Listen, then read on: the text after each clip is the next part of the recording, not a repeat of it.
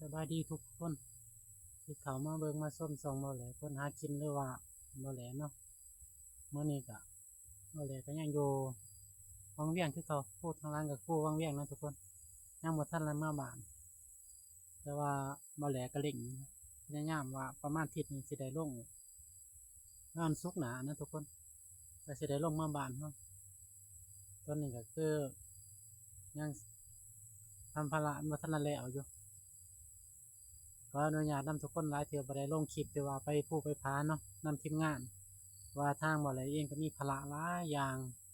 ว่าอยู่ทางบ้านก็ยังมีหมูทวดเพิ่นก็บ่สบายหนักสมควรเนาะเพราะว่าสิพาเล่นซอยเวียกดองก็สิพาเมื่อนะแล้วก็ทางแม่เฒ่าเพิ่นก็บ่สบายแล้วก็ทางแม่ของบ่แหล่เองก็พ่อเพิ่นก็อยู่2คน2เฒ่าเพิ่นอยู่หน้าบ่แหล่ก็เล่นสิพาเมื่อแล้วก็สิไปเฮ็ดคลิปไปปูไปพานำหมูนำพวกเนาะเฮ็ดคลิปให้ FC ทุกคนที่ว่าเขามาติดตามบ่แหล่ได้เบิ่งได้ส้มต่อเนาะแต่ตอนนี้ก็บ่แหล่สิพา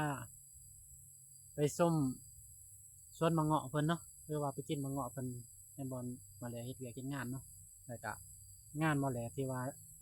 จนว่าสวยๆบ่แหล่ก็จะขึ้นไปมัดเหล็กคันเทิงแล้วก็สิไปเทนะทุกคนสิไปเทข้านมัดข้านแล้วก็สิเข้าแบบเทแล้วบ่แหล่ก็สิลงเมื่อแต่ว่างานทางนี้เพิ่นก็สิบ่เฮ็ดคือทางบ่แหล่ทางลุ่มเนาะ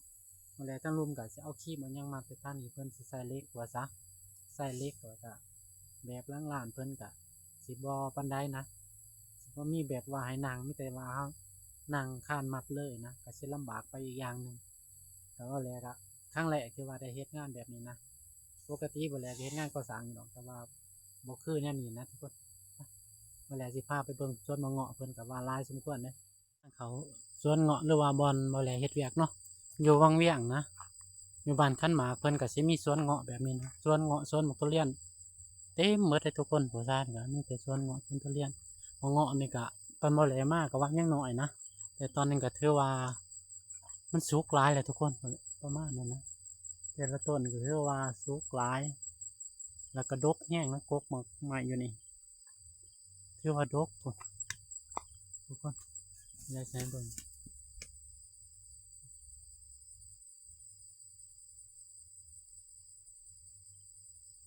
เงาะนี่ก็ถือว่าหลายสมควรนะแล้วก็แต่เพิ่นก็ให้กินนะทุกคนยามเฮ็ดเวียกเมื่อยเฮาก็เก็บกินแต่ตอนนี้ก็คือว่าบ่แหลก็ขึ้นมาหาเก็บกินบักเงาะก็ว่าได้นะเรากินเก็บเรากินบักเงาะแล้วก็มันขุดอีหยังเพิ่นที่ว่าของที่ว่ามันสุกนะก็เพิ่นให้กินอยู่นะทุกคนเพิ่นก็สิปลูกแต่กี้เฮาก็คิดว่าท่านนี่เพิ่นสิบ่ได้ปลูกนะแต่มาเบิ่งท่านนี่ก็ถือว่าหลายดกสมควรทุกคนมันเป็นใหม่ส่วนบักเงาะก็ประมาณนี้แหละทุกคนเฮาก็หาเก็บกินเลือกกินหน่วยสุกหน่วยยังนั่นแหละมันกำลังเฮิมเนี่ยนี่นะทุกคนแล้วว่าแหละก็รอกินเบิดมื้อนั่นแหละต้นมะเงาะนะทุกคนส่วนสมเพิ่นกับบ่หลายแต่ว่ามะเงาะเพิ่นหลายแห้งนะแต่ละต้นก็สิว่า6-7 ศอกได้เลยทุกคนต้นมันก็บ่สูงนะประมาณนี้แหละ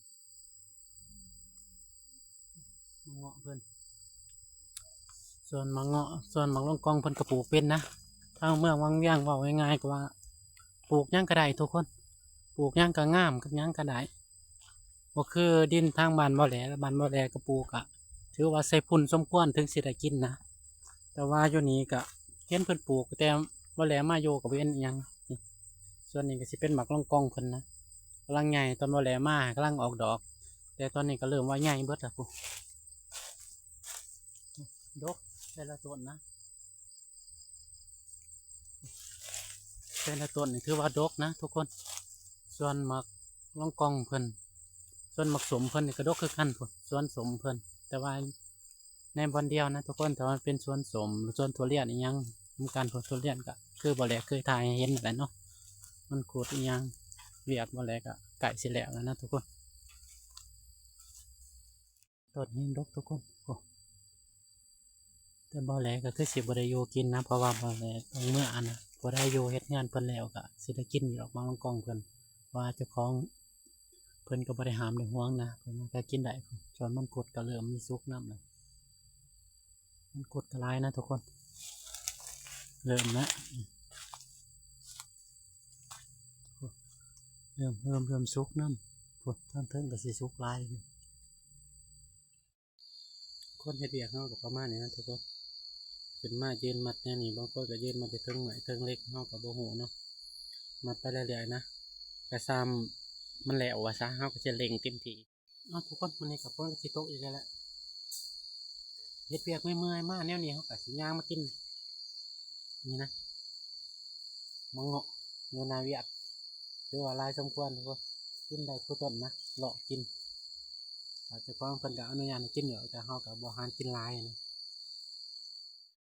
ส่วนนี้ก็จะเป็นด่านล่างบนบริเวณเวียกนั่นเนาะขนาดก็จะเป็นแคมป์ที่บริเวณพักก็เป็นวิวบ้านเพิ่นงามเลยทุกคนเช่นผู้เอ็นพาท่านั้นก็เป็นผู้น้องใหม่เพิ่นก็ร้ายได้ในทางเอาไว้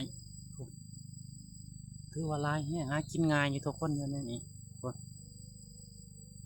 น่าจะเป็นแม่น้ำนี่ก็สิไหลลงมาจากเมืองกะซีหรือเมืองวังเวียงนะแม่น้ำซ่องก็สิลงไปสู่เขื่อนน้ำเงิมนะทุกคนแม่น้ำเนี่ยคือว่ามาไกลสมควรก็เป็นแม่น้ำใหญ่นะแต่บ่อแหลลงอาบกระยานอยู่นะแต่บ่อแหลมาโยกับน้ำนี่เป็นสีแดงแทบสิบ่เห็นน้ำใสเลยนะว่าพ้นนี่จุดนี้คือว่าดีสมควรนะทุกคนตกแห้งส่วนลายเพิ่นก็ใส่แต่เหือเนาะชุดแนวนั้นเป็นพาหนะนะไปเสาไปแรงก็คือใส่แต่เหือไปครับ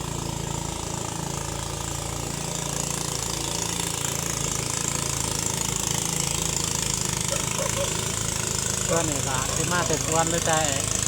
หากินหาอยากเป็นกระโบหูด้วยกันเนาะทุกคน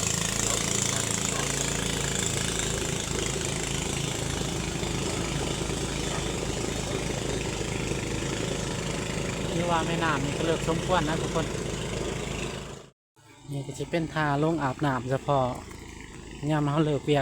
กจากงานเนาะอาบน้ำท่านั้นก็เป็นวิวผู้นะทุกคนวิวผู้งามๆทางผลกันมีแต่ผู้ถ้าเพิ่นขึ้นเมื่อบ้านเพิ่นกะบอนเฮ็ดเวียกเป็นผู้คือเก่าอีกนะทางหลังก็เป็นผู้แต่ว่าผู้น้อยนี่หันสิบ่คือผู้ทางบ้านในพานนะเพราะว่ามันมีแต่ขี้หินนะทุกคนน้ำกับพุ่นแล้วโอ้เป็นตะยานแห้งทุกคนจนในพานไปแห้งยานน้ำอยู่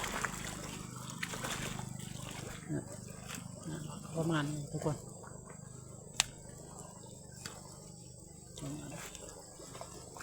งานเพิ่นก็อยู่ประมาณนั้นนะว่าเป็นแลนข้านสันซองวิวท่านั้นก็เป็นผู้หลังผู้ส่วนมาท่านนี้ก็เป็นแม่น้ำเป็นผู้ถือว่างามสมควรนะบ้านนั่งนี่จ้ะเพิ่นสร้างมาทุกคนสำหรับคลิปนี้ก็เอาแล้วเขาจบคลิปเพียงเท่านี้เนาะขอขอบใจทุกคนที่เขามาเบิ่งมาส้มและเขามาติดตามเราแหละให้เป็นกำลังใจเฮ็ดคลิปต่อไปนะทุกคนแล้วก็สุดท้ายนี่ขอให้ทุกคนที่เขามาเบิ่งซ่องบ่แลขอให้ความเจ็บอย่าได้ความไก่ใหญ่มีแต่สิ่งดีๆเข้ามาเด้อทุกคนแล้วก็ผู้ได้ซื้อเลขก็ขอให้ถือเครื่องมือแรง2 ตัว 3 ตัวก็ส่วนบ่แลเองหันมักเลขนกกระย่างนะในมื้อนี้สิซื้อนกย่างลองเบิ่ง